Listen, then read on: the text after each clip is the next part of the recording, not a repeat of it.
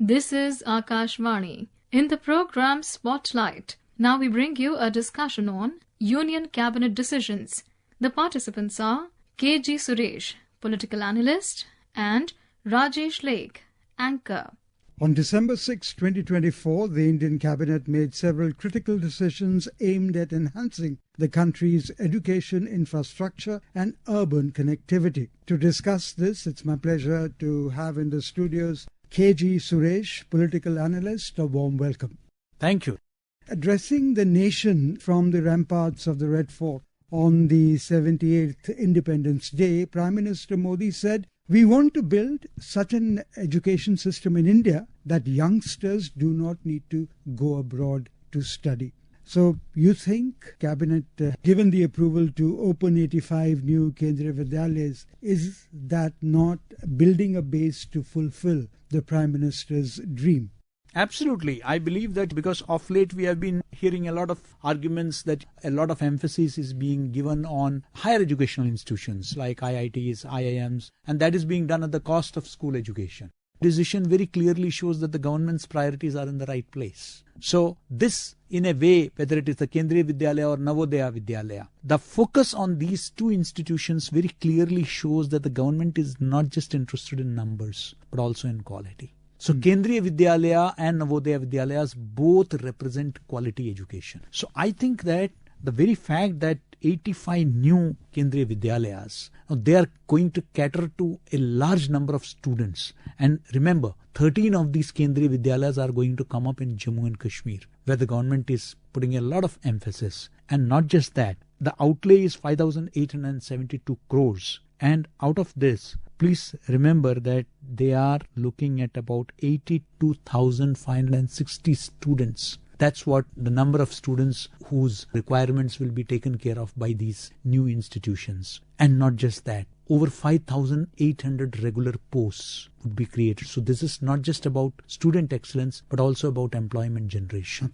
Infrastructure building. So that means a lot of people are going to be involved in full-time, part-time engagements, construction, civilians, civil workers, electricians, plumbers. I mean, it's going to generate huge amount of jobs also. And of course, it is going to benefit a large number of students across the country. It's going to be provide a lot of, particularly parents are concerned about quality education, and that too affordable quality education. And I think that the establishment of these institutions and Navodaya schools, well, they are also often referred to, most of them are now being referred to as PM Shri schools. Now, these schools are also catering, please remember, unlike in the case of KVs, which cater to, say, largely central government employees, transferable jobs, and floating populations, the Navodaya Vidyalayas catered to the poor, downtrodden, scheduled castes, scheduled tribes, OBCs, minorities. That is their focus area. Right. So nobody should be deprived of quality education so that they get a level playing field. That is the objective. So I think that to that extent, these decisions are really welcome. Again, in the case of the Navodaya Vidyalayas also, it will cater to 15,680 students, and it will again create 1,316 regular posts. I mean, these are statistics which we are going to see operational in the next couple of years. Yes. So I think that it's going to herald major changes, and with the Prime Minister's vision of a developed country by 2047, India being Viksit Bharat and India being a Vishwa Guru, to in that direction also of bringing world-class education as envisaged under the National Education Policy 2020. This is in pursuance of the National Education Policy 2020. Almost all Kendriya Vidyalayas have been designated, which you mentioned also, as PM Shris. Now, which is so beautiful because they showcase the implementation of NEP 2020, the National Education Policy, and acting as an exemplar schools for others. So they are in a way model schools, and they would be examples for other schools to follow, to emulate. And believe me, if you look at the record over the last few years, these schools have been performing extraordinarily well, particularly in the board examinations. If you look at the results produced by these schools, they are outstanding. And it has been proved time and again that this entire concept is hugely successful, and the government has rightly prioritized more investment in this sector. Let's tell our listeners that Kendriya Vidyalayas are primarily open to cater to educational needs of wards of transferable and non-transferable employees of central government, including defence and paramilitary forces, and for children of floating population and others, including those living in remote and undeveloped locations in the country, which KG also mentioned a while back. What about the syllabus? How are the teaching methods? How is the syllabus, etc.? The training of the teachers are very well-trained teachers are there, and they get an opportunity to visit foreign schools. They get to collaborate with leading schools. They get to collaborate with other government institutions. This is facilitated by the government to ensure that the students have a very delicate balance of not just studies but also sports, and other training is also provided, culture, and the national education policy in its letter and spirit is being implemented in these institutions. That means that a lot of focus on Indian languages, lot of focus on Indian traditions, Indian value systems. So we are not just grooming future doctors and engineers, chartered accountants and civil servants, but also very responsible citizens of the future are being groomed in these institutions. Well said. Are there any guidelines to improve inclusivity, particularly for children from economically weaker sections or rural areas? Yes, absolutely. The Navodaya Vidyalaya itself was conceived because these are residential schools. And they were conceived only because the parents cannot afford to send them in this quality schools, afford their fees and afford their transport, because they are not operational in every nook and corner. They are maybe in every district there is one Navodaya Vidyalaya. So it is not possible for people living in remote areas, in the tribal belt or the rural belt of the country, to send their wards through conveyance on a day-to-day basis. So these are residential schools where students from rural background, students from tribal areas, they get to come to one place and together they get to learn. They have the same kind of facilities which are available. So obviously this is a program which is about inclusivity. This is about providing a platform to all the, whether it is the backward communities or the scheduled castes or the scheduled tribes, to give them a platform which will give them a level playing field when it comes to their career, when it comes to their choice of career. These students are able to march shoulder to shoulder with students from other communities and also get to compete with them on a level playing field. I think that is the whole objective. Okay.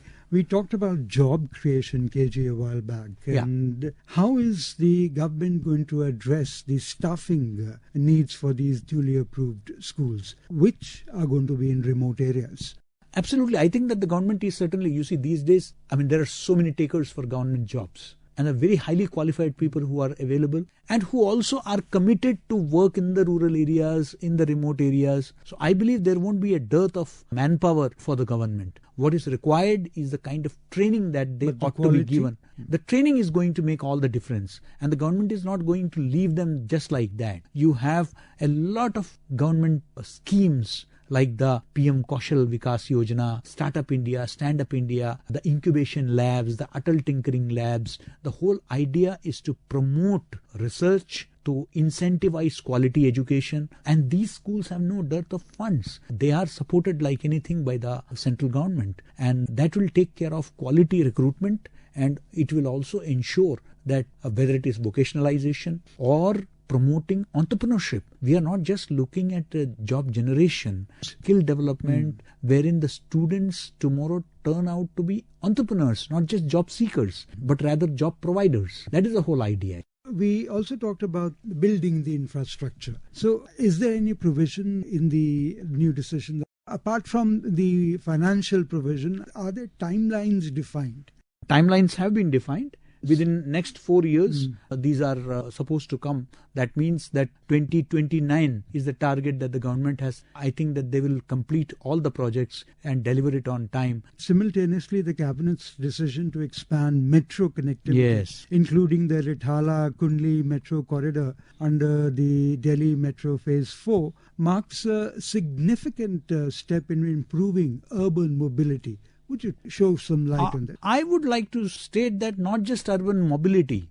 I think that Delhi is plagued by pollution. And the more people travel by public transport and they are less dependent on their individual private transport, the more we will be able to reduce the carbon emissions, more we will be able to curb the pollution in this city. And I think that this connectivity in Delhi NCR, where today people are traveling from one point to another in terms of job, in terms of education, that would be hugely catered to in this project. About 21 new railway stations will be, apart from all the benefits of the construction and the laborer and the investment that will go into it. Even one project even connects your Ghaziabad with Nathupur in Haryana. So it's connecting not just Delhi with Haryana, but also Delhi and UP with Haryana. So it's the entire Delhi NCR, the National Capital Region, is being developed. And I think that metro is already one of the largest metro networks in the world.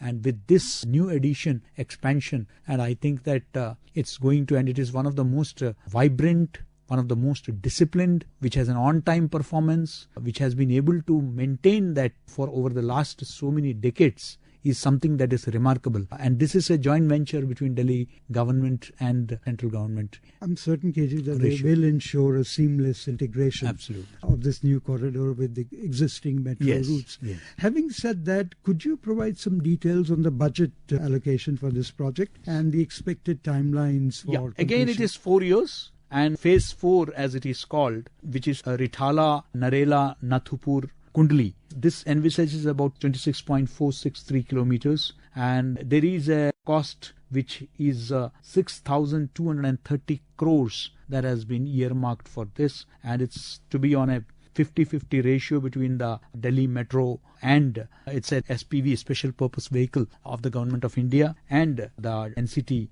Delhi, Government of NCT Delhi, and 21 stations, and within 4 years this is to be completed. Delhi Metro, the way it has expanded when the first metro was launched, and today when I see that, it was a small area which was covered up to Chandni Chowk. How do these decisions align with the government's broader agenda for urban and rural development? As I said, that they are looking at holistic development. We are not just looking at infrastructure development. We are also looking at education, which is, I think, very important, very critical for the nation's development. Health, which is again across, so you have Ayushman Bharat and all that. Housing, because the whole idea is that by 2047 we become a developed country. After celebrating in 2022 our Amrit Mahotsav, the diamond jubilee of our independence. Now we are moving towards the century of our independence, and to that end, how we can become a developed country, not only in terms of 5 trillion economy or something like that, but also in terms of infrastructure, education, health, quality of life, and for that regular empowerment of women. I think that the government's attempt is to ensure a delicate balance, which is also at the same time ensuring that the funds are given to priority areas. So PM's motto is Sabka Saath, Sabka Vikas. And these two decisions that have come on the schools and the metro infrastructure is a crucial decision that they have taken. How does the public-private partnership come into play in this? Absolutely. A lot of, on the one hand, you see a lot of private universities which have been given freedom. Foreign universities are now setting up campuses in India. But at the same time, we have to ensure that today we very proudly say that the CEOs of the top 500 Fortune 500 companies are of Indian origin. It is because of the quality of education. So we need to ensure, when we are looking at becoming global leaders, this public-private partnership has to be in place. We cannot be competing with each other. The time now is for cooperation and collaboration. On that positive note, it was a pleasure to have you with us in the studios of Akashvani. Thank you, KG Suresh. Thank you so much. You were listening to a discussion on Union Cabinet decisions. The participants were KG Suresh, political analyst, and Rajesh Lake, anchor. This program was produced and presented by the News Services Division of Akashvani. You can listen to it on our mobile app, News on AIR. This program is also available on our YouTube channel, News on AIR Official. You may share your feedback about this program through email at airnsdtalks@gmail.com or WhatsApp on 928-909-4044.